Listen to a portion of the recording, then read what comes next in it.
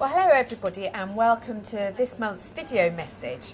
I'm here down in the pharmacy this morning to talk to the Chief Pharmacist, Tox, and his team and hear a little bit more about the work they've been doing to improve what they do in the organisation. So Tox, give me an idea of the breadth of services that the pharmacy team are involved with across the hospitals. We would start with the clinical pharmacy service, which is what we do on the wards, our prescription surveillance and our monitoring of patients' treatment.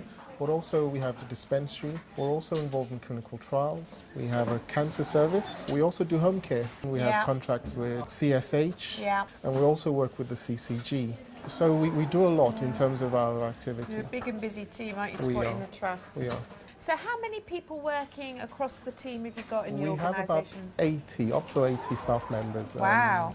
Which is and are they a all sizable pharmacists? team. No, we have about 20, 25 pharmacists. We have medicines management technicians and they support the pharmacists. They do our medicines reconciliation, they do the orders, and then we have the assistants who help with dispensing, but also the supply of stock items to the wards. The pharmacy is always evolving. We know that we need to in order to meet the needs or changing needs of the hospital. So for example, we're working on insulin at the moment. Some of the other work we do is on the drug chart because we think that we can improve the prescribing practices. And rather than have the current drug chart with all the limitations, we've added some more safety measures to that in order to improve the work. We've been doing one major project, which is electronic medicines management, and that is largely turning the dispensary into a paperless environment.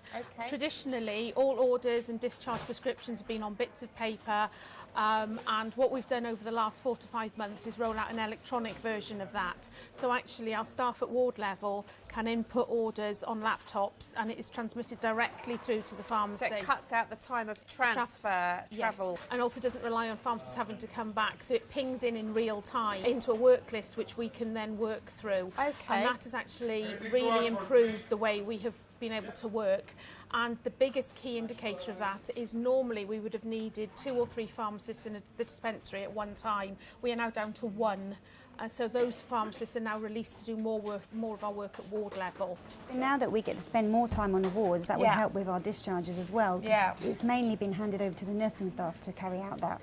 But now with us being on the wards more and more patient focused, we can actually look into counselling where needed and basically update patients on what medication they are taking when they go home to encourage them to take them as well. It seems to me one of the key messages here is that you're not down here in the pharmacy. No, we're not. There's many members of the team operating right across the organisation and it's really that integrated and collaborative working that's the big opportunity here, isn't it? And a lot of the changes we've made during the last year is to try and increase our presence on the wards and make sure that we can facilitate our staff members being on there as long as they can, because I think that's what people want to see. I think when we all think of the pharmacy, we think of this space that I'm in this morning, but there's clearly so very much more to it, and in fact a whole lot of patient-facing support.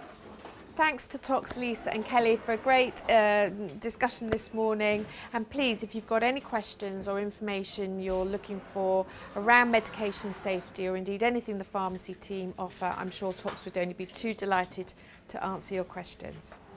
Till next time then, see you soon.